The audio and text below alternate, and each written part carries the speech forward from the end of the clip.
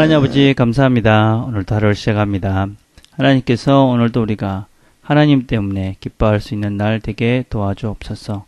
하나님 때문에 어려움 당해도 기뻐하고 하나님 때문에 사람들 사랑하며 더 기뻐하고 그래서 오늘 하루가 하나님과 함께 즐거운 날 되도록 축복해 주옵소서. 예수님의 이름으로 기도드립니다. 아멘. 같이 나눌 말씀은 마가복음 10장 13절에서 16절까지의 말씀입니다. 제가 읽겠습니다. 사람들이 예수께서 만져주심을 바라고 어린아이들을 데리고 오매 제자들이 꾸짖거늘 예수께서 보시고 노하시어 이르시되 어린아이들이 내게 오는 것을 용납하고 금하지 말라. 하나님의 나라가 이런 자의 것이니라.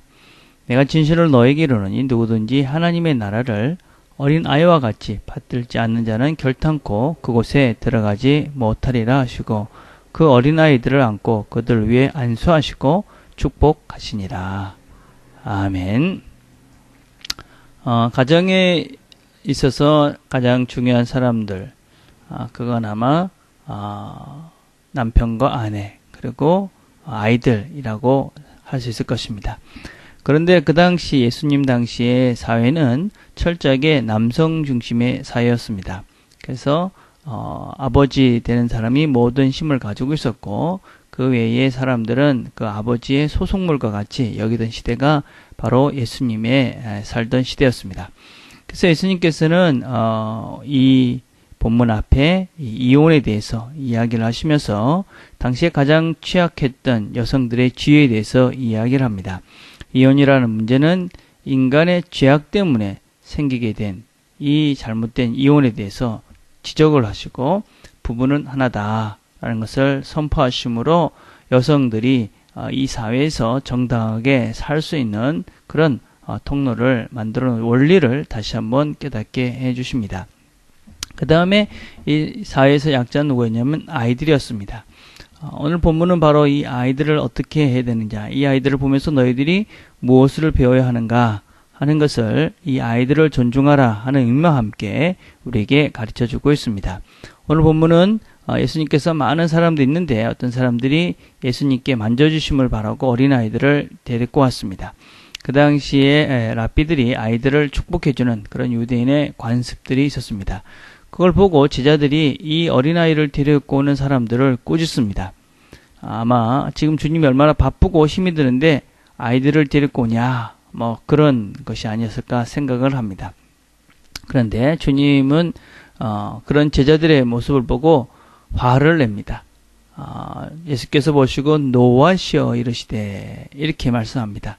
아니 예수님께서 이 제자들의 그런 마음을 모르시고 화를 내셨을까?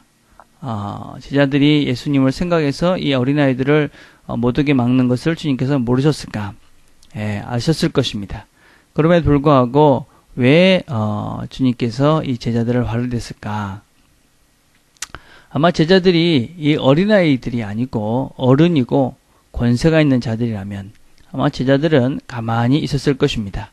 지금 이 앞에 말씀은 바리새인들이 예수님을 시험해서 이 이혼에 대해서 질문을 하고 있을 때 제자들은 아무 말도 하지 못하고 어떤 면에서는 주님을 괴롭히고 있는 이 바리새인들에 대해서는 아무 말도 못하던 이 제자들이 예수님께 어린아이를 데리고 오니까 그것을 막 가르마주면서 그것을 꾸짖고 있는 것입니다. 어떤 면에서는 주님을 힘들게 하는, 정말 힘들게 하는 사람들에 대해서는 아무런 소리도 못하던 제자들이 어린아이 또 이 약한 사람들이 오니까 이것을 막고 있는 것입니다. 이런 것들을 보면 주님께서는 이 제자들의 그 속마음을 보셨은 것입니다. 제자들이 이 어린아이, 힘없는 아이들, 이런 사람들 왜 귀찮게 하느냐. 그러면서도 정작 주님을 힘들게 하는 사람들에게서는 아무 말도 못하는 그런 제자들의 유약함과 그런 사람의 내면을 보고 사람의 속모습을 보는 것이 아니라 외적인 상태를 보고 있는 이 제자들의 상태에 대해서 꾸짖고 있는 것입니다.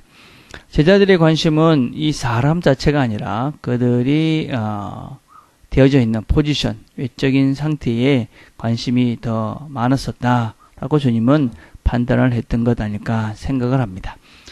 우리는 어떻습니까? 우리는 사람을 볼 때 무엇을 보고 있는가?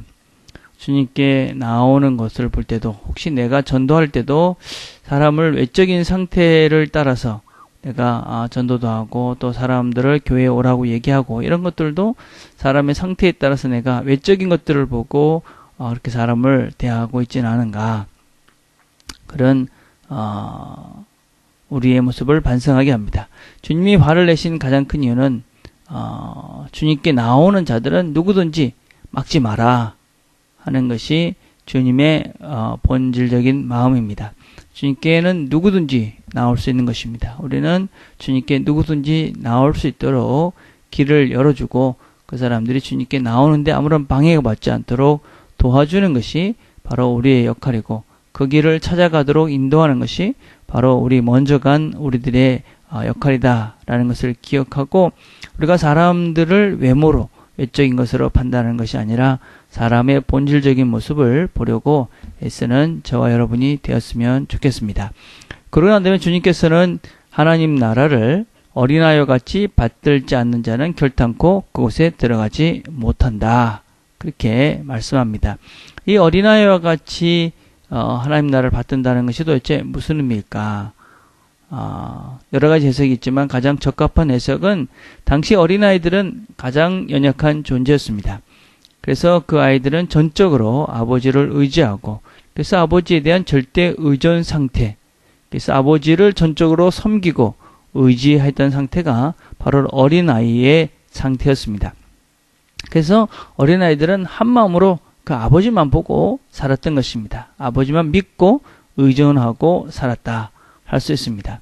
어린아이 같은 마음이다라는 것은 그렇게 한마음으로 하나님 나라를 전적으로 따르고 그 안에 사는 자, 그런 사람들이 하나님 나라에 들어갈 수 있다, 그렇게 말씀하는 것입니다. 하나님 외에는 의지할 것이 없다. 그분만을 의지하고 사는 존재, 그런 자들이 하나님 나라에 들어갑니다. 그 하나님 나라에 들어간다는 것은 단지 죽어서 가는 나라만 의미하는 것은 아닙니다. 우리가 그렇게 이 땅에서 그렇게 하나님을 의지하고 그분만을 바라보며 살면 그런 사람들이 바로 이 하나님의 나라를 이 땅에서 누릴 수 있게 되어집니다. 시편 18편 2절에는 이렇게 말씀합니다. 여호와는 나의 반석이시여 나의 요새시여 나를 건지시는 자시여 나의 하나님이시여 나의 피할 바이시여 나의 방패시여 나의 구원의 뿌리시여 나의 산성이시로다. 이 노래는 다윗이 부른 노래입니다. 근데 이 노래는 언제 부른 것이냐면 여호와께서 다윗을 그 모든 원수들의 손에서와 사울의 손에서 건져주신 날에 다윗이 이 노래말로 여호와께 아뢰다, 그렇게 기록하고 있습니다. 그러니까 다윗이 이 노래를 고백한 것은 그 수많은 원수들, 어려움, 또 사울 그런 손에서 다 건져주고 난 다음에 하나님에서 이렇게 고백하고 있는 것입니다. 수많은 고난과 또 대적들, 원수들, 사울, 자기를 죽이려 했던 그 사울, 그런 어려움과 고통 가운데서도 하나님만 바라보며 살았던 이 다윗, 그 어려운 가운데서도 또 하나님은 여전히 그의 반석이셨고 또 요새였고 산성이셨고 또 바이셨습니다. 다윗은 바로 상황 가운데, 그런 고난 가운데서도 어려운 가운데서 이런 하나님을 의지함으로, 이 하나님을 절대 의지함으로 하나님이 자기를 지키시고 구원하시고 인도하시는 그런 하나님으로 누리며 살 수 있었던 것입니다. 오늘도 우리 하루를 살아가면서 우리 대적들이, 원수들이 나를 힘들게 해도 나의 방패가 되시고 나의 반석이 되시고 요새가 되시고 산성이신 그 하나님, 그 하나님을 믿는 단순한 믿음으로 우리가 하나님을 신뢰함으로 모든 싸움에서 이기고 다윗과 같은 고백을 드릴 수 있는 그런 하루가 되기를 간절히 바라겠습니다. 기도하겠습니다. 하나님 아버지 감사합니다. 오늘도 어린아이와 같은 믿음을 우리에게 가르쳐 주시니 감사합니다. 하나님, 우리도 어린아이와 같이 다윗과 같이 어떤 어려움, 힘든 원수들, 대적들 가운데서도 하나님만 믿는 믿음으로 다 승리해서 우리가 하나님을 이 땅에서, 하나님 나라를 이 땅에서 누리며 살아가는 우리 모든 식구들 되도록 하나님 축복해 주옵소서. 예수님의 이름으로 기도드립니다. 아멘. 오늘은 우리가 리더들